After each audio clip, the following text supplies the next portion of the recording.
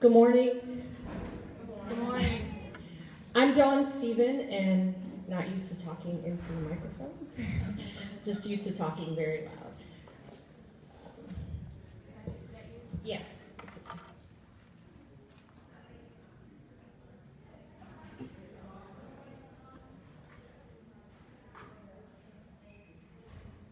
No, it's okay.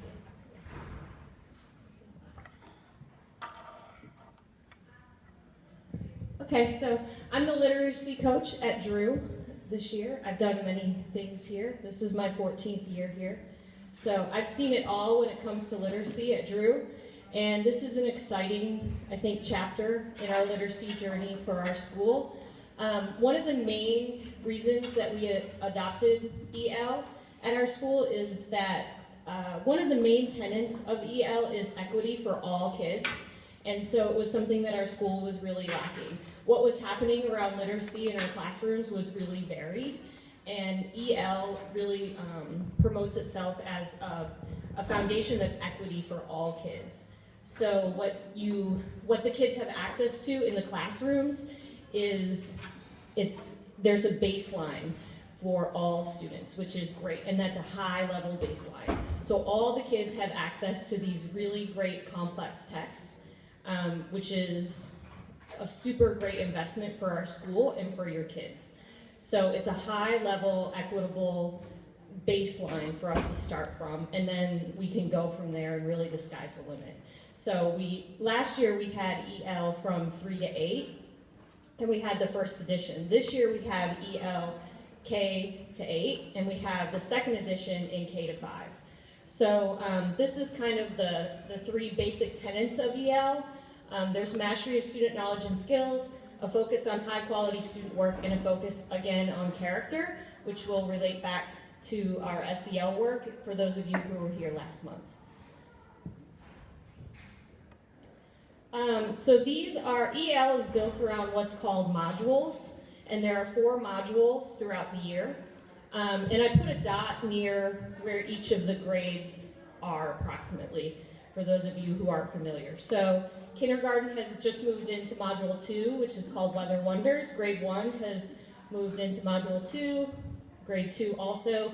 Grade 3 is nearing Module 2. They're just finishing up. Grade 4, they just moved in, actually, to Module 2. And Grade 5 is getting ready to move into Module 2. They're just finishing up Module 1. And a lot of the module topics align nicely with PBL. So EL, as Ms. O'Neill mentioned, used to be called Expeditionary Learning. There's a kind of a spectrum of EL adoption at schools. Some schools call themselves EL schools because they build their schools around expeditions. So the whole school is built around EL. Some schools just use it as a language arts curriculum, and some schools are in between. So this being our first kind of real, year with the curriculum, we're using it as a language arts curriculum, but since we're a PBL school too, a lot of the grades are tying it into their PBL. So as we get more familiar with it, our adaptations with it and our connections with it will deepen. So these are your module topics. And I tend to talk too long and then forget things that I wanted to tell you. So I do have some books from each of the modules. This is kindergarten, module 1, first grade, module 1, second grade, module 1, and then I have fourth grade, module 3 up here. And then this is all fourth grade, module 3. So we'll talk more about the texts that are involved. So I just want to mention that, and you guys can come and look at those. Okay, so I wanted to talk to you a little bit about how EL is set up. Also wanted to say that Ms. O'Neill asked me to mainly talk about EL, but I can answer any literacy questions at the end too, because I know that people have lots of literacy questions, and I can answer anything literacy related. So just wanted to say that. So EL is built around a lesson format that does not change, where the kids have an opening, a work time, and a closing. So the format is consistent, but the activities within that lesson format change every day. So what they do during those pieces of the lesson is different each day. So I'm going to kind of walk you through what that lesson might look like while teaching you about EL. So in the opening, there is always what we call a learning target, and this is true K to 8. So learning targets are always built as I can statements, and they're always presented to the children because it's a metacognition skill for them to understand what they're learning. It brings the learning to them so that they're focused on what they're doing. They're not just like listening to someone read to them or blanketly doing some work. So we always have a student or students read the learning target. So raise your hand if you'd like to read the learning target. You're going to have to do something here, or I'm going to call on someone. I'll do it, Dawn. We do cold calls sometimes. Okay, Erica. I can explain the benefits of the EL curriculum at Drew. Okay, so that's our learning target for today. That's what we're going to make sure that you guys can do by the end of this parent coffee, I guess. So the other thing we do during learning targets is we unpack them. So teachers, all the teachers were trained this summer by an EL coach who also visits our school monthly, and she works with the teachers and with me to make sure that our level of EL instruction is improving and increasing, and that we're hitting the high points. So one thing that we do is we unpack the learning targets, and we focus on key words in them, especially what we call our Tier 2 vocabulary words. So those are like the academic vocabulary words, those words where the kids see them in all subjects. So in this learning target, the main Tier 2 vocabulary word would be explain, because that's a word that they need to know for reading, for math, for science, for social studies. They need to know that for every academic area, okay? So can anybody kind of explain to me what explain means? Can anybody tell me what explain means? Anybody? This is what we would do with the kids, and we would even kind of do like word bubbles around it. For the younger grades, the learning target would probably be posted like on chart paper, and we would let the kids come up and put little words next to it. We might have words on Post-it notes hidden around the room where they might find them and put them up. So anybody quickly, or I'm going to cold call you, gets uncomfortable. Yes? Can you tell me what explain means? When you explain something, what do? You talk about details. Good. I heard her say talk about details. That's very good. What else do you do when you explain something? Share information. Share information. Very good. So we're going to talk about it. We're going to share information about EL. Very good. So another thing we do with learning targets in the younger grades, and I'm sure if you ask your little ones about this, we all take our bows and we aim them at the target. So everyone take your imaginary bow. With that, and aim it at the target. And then we recite this learning target poem, which they love, and it's here. I can tell you're so enthused, so I won't make you do it right now. But it's right here. Think of the thing you desire to learn. Believe in yourself, and your efforts will earn the ability to learn something new. Now take your aim at your target, Drew. And they love it. And there's actually a song, too. EL in the younger grades has tons of songs, poems, things like that, so the kids are super engaged.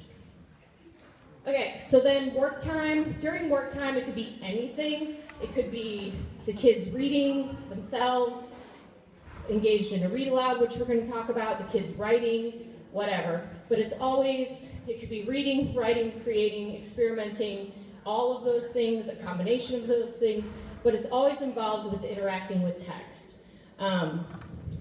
Everything now with kids is interacting with text. So if they're writing, it's about text. If they're creating something, it's based on what they learned in text. So everything with EL is built around the text. And the texts are always complex and very in-depth. The texts are a combination of fiction and fiction and nonfiction, information and literary. They are a variety of lexile levels. So there is just a gamut. You can see that this is the 4th grade bin for one module. So there are, just a ton of books. So everybody has what's called a required book. So there might be 1 or 2 required books for the module. But then Drew also purchased all the recommended books. So there's just, 20, 30 books on that module topic for the kids to work with. So that they can build their content knowledge and vocabulary and just have a variety of things at different reading levels to work with. Okay, I do want to talk to you a little bit about focused read alouds and close reads in K-2 because it's a big shift in our instruction when we moved into EL. A lot of teachers and parents were used to guided reading, where we sit with kids. I might sit with this group of students with a B book, like a guided reading level B book, if that's their reading level. And I would ask them questions. Who are the characters? What is the setting? What's the main idea? And that the research is telling us it works for very few kids and it's very surface level. And so we're trying to move into focused read alouds and close reads, which is a much deeper understanding of text. And so it has very sequential steps. It starts with the whole read of the book, and then we read chunks of the book in different segments, different days, and always with a specific purpose, and always with a specific question. And we have very targeted questions that we're asking the kids to answer that specific question. Yes? So is the teacher then reading the whole book first to them? Or Yes. are the students reading? Well, in K-2, she's reading it to them, yes. If we have kids who are capable of reading the book to themselves, we might do that. Typically, the books are really high-level lexile in terms of readability because they're complex. So, for example, I don't have these lexile right now, but like Toys Galore is for first grade, but this is probably like a 700 lexile book. So if you have first graders who could read a 700 lexile book, it's possible we might let them read it on their own, but then they're going to participate in the read aloud questioning still, because we want them to hear those questions and participate in that answering. You know what I mean?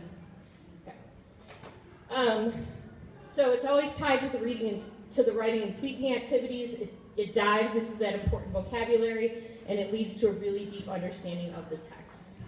I have a short video. Go ahead. I wanted to know, what do those questions look like? Because I'm doing it with my baby at home, and sometimes by the time he gets to the end of the book, he really hasn't held on to the information from the previous pages. So what questions could I give him daily to break it down so he can pick up the study that he's in kindergarten? So I'm just working with him. I have a couple of teacher manuals, and I can show you an example of like a close read guide if you want to get a couple examples of what the questions look like. They're always tied to the text. So looking at like, what is the picture, in kindergarten it seems like, what does the picture of the character show you about his feelings? Things like that. But I can show you some of the close read guides if you'd like in the teacher manuals. Was there another hand? Yes? Hi. Yes. In the general curriculum. Yeah. And this is K-2. We're going to get to 3 to 5 in a second. Okay? All right. Although in 3 to 5 there are occasional read alouds as well. Yeah. In 3 to 5 when we do a read aloud, it's a short section. But same type thing, but it'd be a short section of that main text. Okay? All right. So I'm going to show you a short video from EL of I think it's sessions 3 and 4 of a read aloud to give you an idea of what that would look like. So that you can see that it's more than just reading the book to them.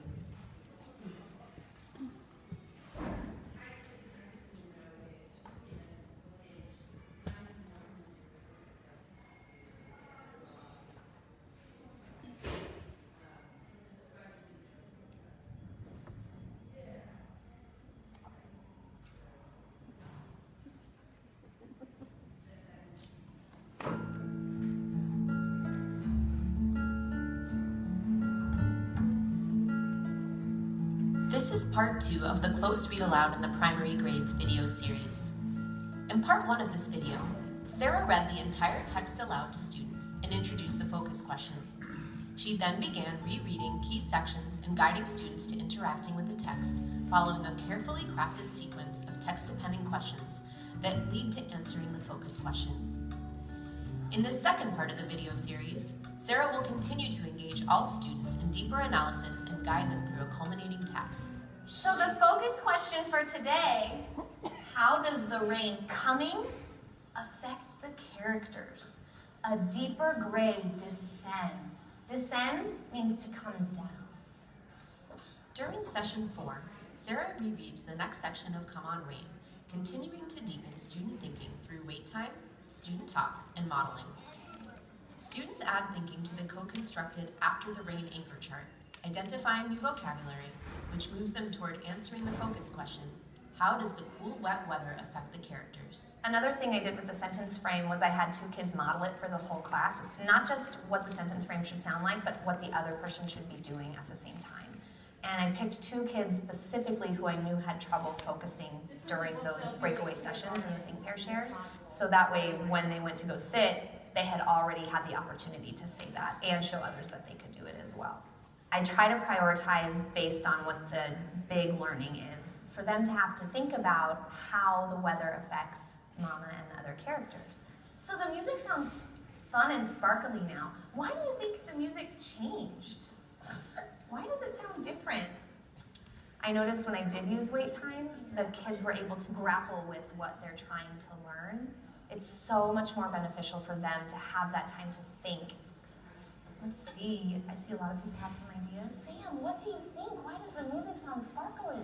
Because it's raining and I think it sounds different because it's raining. What if there was still no rain? How would it sound? Boring. And we're thinking about number 2 focus question right now. How does the rain coming affect the characters? During session 5, the teacher finishes reading the text, revisiting the focus question. They conclude with a writing and drawing activity that helps students synthesize their learning from the entire close read aloud. Soothed means that you feel calm, and you feel comfort, and you feel relief. Every day we focused on different pages, but getting at that same focus question of how does the weather affect Mama and Tess?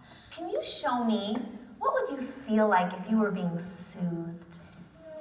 You feel calm, and you feel comfort. Is there anything that soothes you, Maria? My blanket that my mom has in her room. Franklin? Swimming.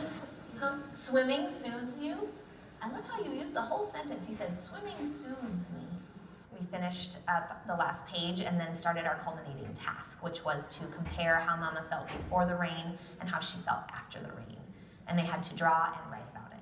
I chose to model for them how to use the before and after the rain response sheet using a different character. H. Tess feels hot. So I wrote about Tess. You guys are gonna write about Mama.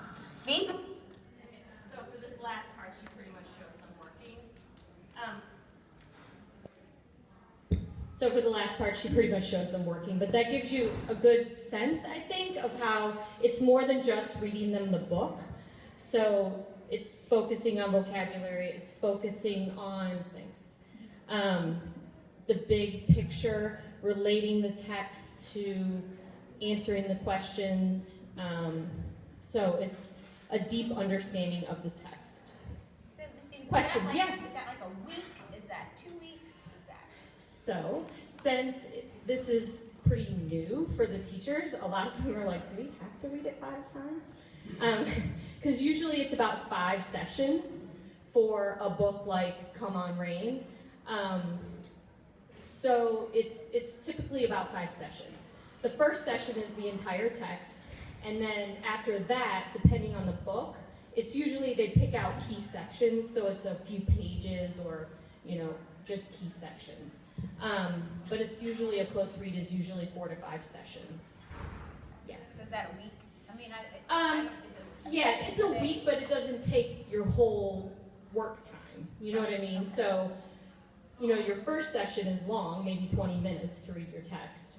But after that, if you're only reading, one little excerpt and then doing something with it, that's not very long. Yeah. But for example, in the kindergarten unit that they're doing now on weather, they have a lot of nonfiction text. And so they have a book called Weather Around the World that they're going to get into. Weather on the Same Day in March Around the World, or something like that. It's a long name, where it shows the weather all on the same day in March at different places around the world. And so for that one, each page is like, they go to Patagonia and then they go to Thailand. So each close read section is, that place. And so they do that one like for 8 days, but it's very short each day. And then they do all these different activities related to that. And they have this big class interactive map. They take this little doll and put her on there. They put something in her suitcase that's appropriate for that place. So it's different things, so it depends on the book, how many sessions exactly, but typically a close read is about 4 to 5 sessions. Close reading it's a literary strategy. It's a strategy that usually is about 4 to 5 sessions. Okay? All right, and then in 3 to 5, it's all about reading complex text, of course, on your own typically, and then using evidence from text to talk and write. So in 3rd grade, there's a couple of main texts for the upcoming book.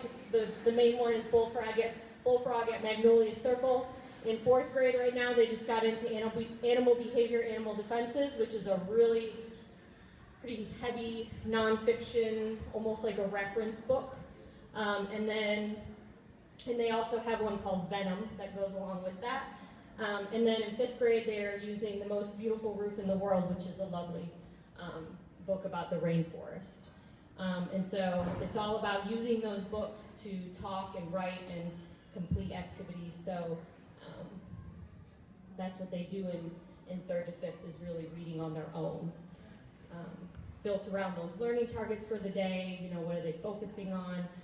And within those texts, they're learning their literary skills of, main idea, compare and contrast, and all of those things. Okay? Ms. Davis, did you have any questions about this? Or Ms. Dragon, sorry.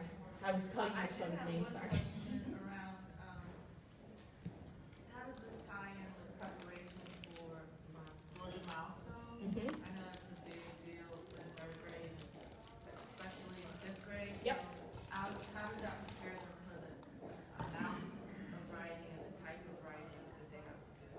Yeah, so the type of writing that EL has is, it's really all about, in grades 3 to 5, it's all about text-based writing, which is what Milestones is. So it's all about teaching the kids to use text evidence in their writing. So that's the main focus in EL, is being able to use text evidence in your writing in grades 3 to 5. So the 2nd edition especially is very writing heavy, and is a big improvement from the 1st edition.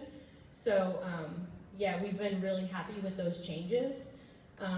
And so that's why we really wanted to adopt it K to 5, so that the kids are, matriculating up with those skills.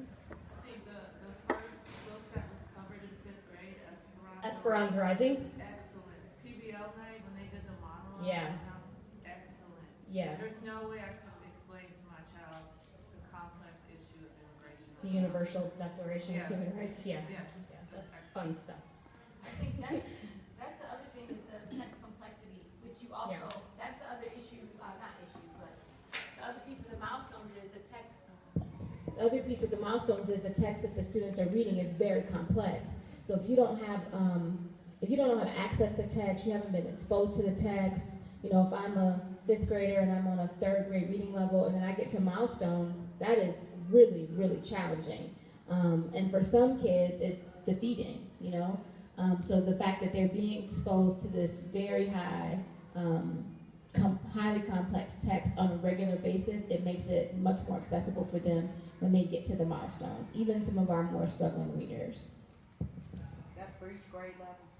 Yes, ma'am. Yeah, and that was the last time our coach was here last week, our EL coach. That was a tool that she gave us, was a tool to look at text and determine the complexity of it, because a lot of the teachers who have kids who are struggling, their immediate go-to is, I'm going to give them something that's, easier overall, which there's a time for that.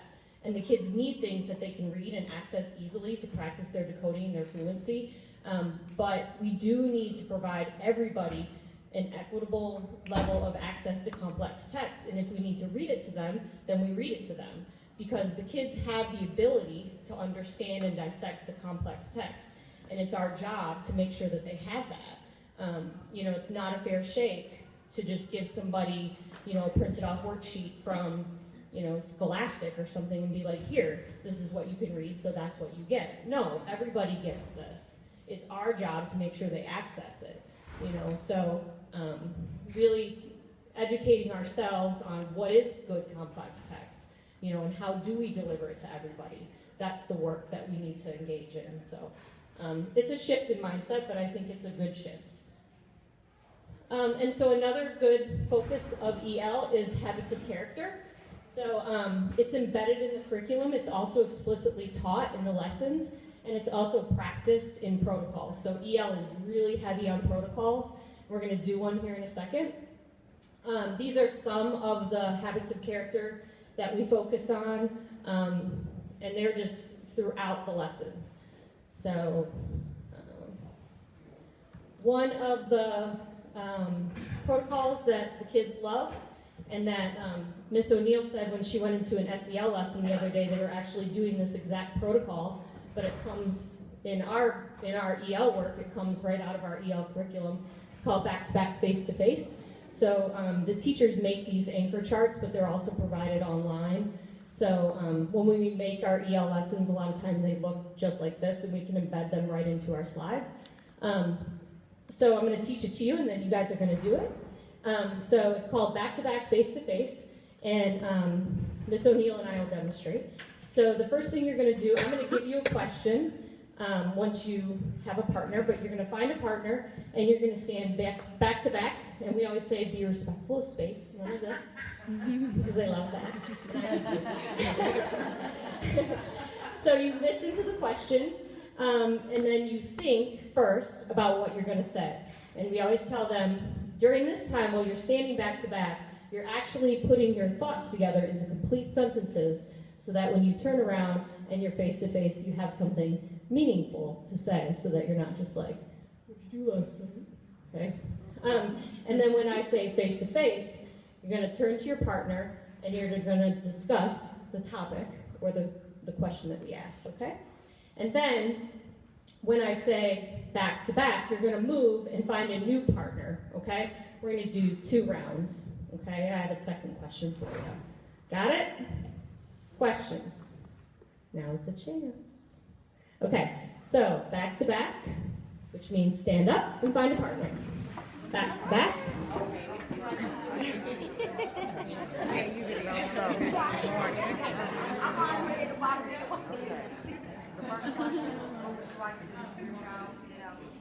Okay, so the question is,